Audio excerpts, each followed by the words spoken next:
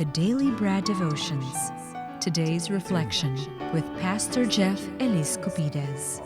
Kasi doon sa imbitasyon sa kasal, yun naman ang nakalagay, di ba? Oo. Kung ano Ayun yung naman petsa, pala. Year of the Lord. Year of the Lord. Hindi sinasabi yes. na year of the whatever Of horse. the horse. Okay. Good morning, Brad. Oy! Good morning, Ted. Good morning. Good morning sa iyo. Okay. Mga ka-Brad Ted, Year of the Lord's favor lagi. Okay. Sige. So, Brad Jeff, kami all ears ngayon para sa ating aral. Nakikinig si Kuya Al Mendoza habang bumabiyahe, si Manong Tuts at si Ate Nati Ocampo Versosa at maging si Inang Esther Perez at si Nanay Iling Tolentino dyan sa Hagonay. Go ahead. Yes, Brad Ted, maraming nga nakikinig sa atin ngayon. Happy 40th birthday. Ivan Imperial, yan, nakikinig din sa atin. We're gonna talk about success but still empty. Yung pakiramdam po na ang dami ng achievement pero parang hindi pa rin fulfilled. May kilala ba kayo na ganon? May posisyon, may pera, may title, may followings and all. 5 million followers sa social media. Pero pag mag-isa, alam niyo po yun, malungkot, may kulang. May mga tao po mataas ang income pero ang baba ng inner peace. Because achievement can fill your calendar, but it cannot fill your soul. Ulitin ko lang po, no? Minsan sobra tayong busy, but doesn't mean we are fulfilled. Success can elevate your status, but not your soul. I'm not saying lahat po ng success ganon. I'm just saying yung worldly success, the way people view success, katulad po ni Haring Solomon, nagsulat po siya ng book na ang title ay Ecclesiastes. Super wise tong tao na to, super rich, super influential, and yet, sabi niya ron, meaningless, everything is meaningless. Imagine that. Ito po yung tao who had everything. Baka ni 10% po na naging yaman niya, hindi natin marating. Pero sabi niya, everything is meaningless. Bakit po? Because the human soul was not designed to be satisfied by material and temporal things. Kasi po yung soul is eternal, sinasatisfy natin siya ng temporal, hindi po much. You can actually upgrade your lifestyle, but it's not an assurance that it will upgrade your fulfillment and peace. Pangalawa po, achievement can give applause, but only God gives identity. So the world will tell you, you are what you accomplish, okay? But God will say, anak kita, that's your identity. Sa mundo po na to, accomplishment po, yun ang identity ng tao. Ano bang natapos mo? May PhD ka ba? Anong posisyon mo? Yung identity nakasalalay po sa performance. But what happens when we fail? It will destroy us. Because if success defines you, you have to maintain it at all costs. At lastly po, ito po yung pinakahuli ko lang gusto sabihin sa inyo, you were created for relationship, not just for recognition.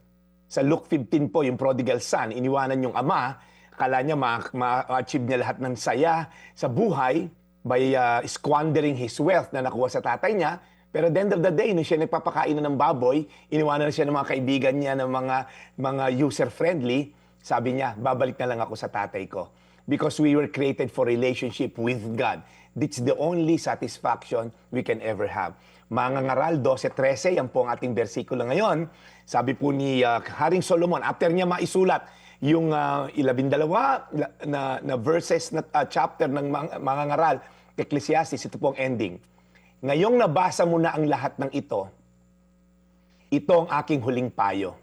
Matakot ka sa Diyos at sundin mo ang kanyang mga utos. Dahil ito ang tungkulin ng bawat tao. Yan po sinabi ni Haring Solomon.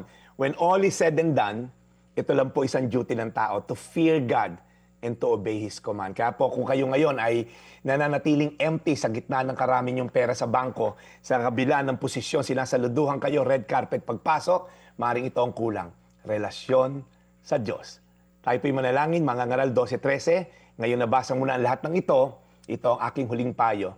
Matakot ka sa Diyos at sundin ang kanyang mga utos. Dahil ito ang tungkulin ng bawat tao. Panginoon, salamat po. Dahil si Haring Solomon ay isang ehemplo sa amin. Nahabol kami ng habol ng material things. Latest na iPhone, latest na sasakyan, latest na posisyon, maraming kaibigan, maraming followers sa Facebook, and yet we still feel empty. Because Lord, we're not designed for recognition, we're designed for a relationship. Panginoon, tulungan mo kaming masumpungan ka. Sa araw-araw namin pakikinig dito sa Daily Bread for more than 5 years. Sana naman, Lord, nagkaroon na kami ng relasyon sa iyo at kami uhaw sa mga salita mo. At kami ay may takot para sundin ang iyong mga kautusan at hindi baliwalain ang mga ito. Salamat, Panginoon, sa pagkakataon na to. In Jesus' name, Amen. Amen. At Panginoon, salamat po sa muling pakikinig namin kay Brad Jeff sa napakagandang aral today na amin po natutunan. Panginoon, grant us the wisdom para po sa amin pong pagsunod, para po sa amin pong purpose sa buhay Amen. na ito sa mundo. Alagaan niyo po lagi si Brad Jeff at ang aming tagapakinig na ito po ang inaabangan araw-araw. In Jesus' name we pray. Amen. Amen. Napakaganda ng aral, Brad Jeff. ganda. Thank you. Thank you very much. Panggising nga ito, Maricel, araw-araw. Minsan, alam mo yon pag nawawala ka na ng restraint, Yeah. ito yung kakalabit sa'yo. Excuse me, listen. Ayan, si Brad Jeff ang ating Reminder. taga-kalabit. Si Boy Kalabit. Nakakatuwa lang naman, Brad Ted, pag tayo na-approach sa isang publikong lugar, yun naman lagi bungad nila. Yung daw araw-araw na pakikinig nila, somehow, na pupukaw nga yung kanilang kaisipan at nai-apply naman daw. Salamat po sa patuloy na pakikinig. Amen. Salamat po na marami. Muli, kay Brad Jeff sa kanya pong binibigay na panahon sa ating pong programa. Okay, Brad, so Holiday Tuesday ngayon. What's up, what's up? Diyan ka lang ba? O ikaw kumbaga, kung kahapon ka nagtanim ng labada, ngayon ang iyong harvest. Alam mo, Brad Ted, isa sa pinakamalaking investment na pinagtutuunan ko talaga ngayon ng pansin. Sana marinig ko ng mga may asawa at mga kalalakihan dito. Samahan nyo misis nyo magpa-facial, Yan. magpa-foot spa. Yan ang pinakamalaking investment. Alam na mo dyan sobrang- talaga ako Di ba, nag-a-agree Mase? sa'yo, Pastor Jeff. Tama yan. At saka sabi mo kanina, relasyon, very important. May bonding ka dyan pag sinamahan nyo yung asawa Yes, nyo. oo. Kahit mahal, investment yan sa mga misis. Facial, foot spa. Alam ko, sabihin ng iba, wala kami, hindi po kailangan mahal. May mga mura po. Basta ang mahalaga, magkasama kayo. Yeah. Sasamahan ko si Ate Grace ngayon, Ate Mase, sa Ayun kanyang pala. pampering day. Kaya pala maganda rin yung skin ni Pastor Jeff sumasama sa facial. Ay, hindi kasi nung nagulat ako minsan, atin-atin na lang to, wag na lang tang lumabas, ano? Nagulat ako, sabi ko, magkano facial? 4-5. Ay, ang mahal pala. Sabi ko, yung foot spa, yung po, 250. O sabi ko, i-foot spa mo yung mukha ko. Ay! Ayan tayo eh. So sa 250, nakapag-facial ako, Ted. Oo, hindi, kaya pala ganyan. Kaya pala Foot ganyan. spa. Oo. Anong size yung mukha mo? Lub-lub doon, Ted, sa kumukulong Yan. bugis pa. Okay. Ayos Sige. yan Tapos niliha. Niliha. Tanggal yung dead skin. Oh. Kaya mate. Oo. Yan ang sikreto ng mga gwapo. Merong food spa Yeah. ng mga isda. Subukan mo ilublob yung mukha mo doon. Alam, naranasan mo na yun? Yes. Uy, nakaka-relax yun, Manong Ay, Ted, oo. di ba? Yung Sa bangko maliliit ko naranasan kinakain yun, sa yung mga bangko. dead skin. Oh, yung isda. Yes. Oo. Pagkatapos yata noon, may aquarium yun eh. Oh. Sa ilalim noon, restaurant. Ay!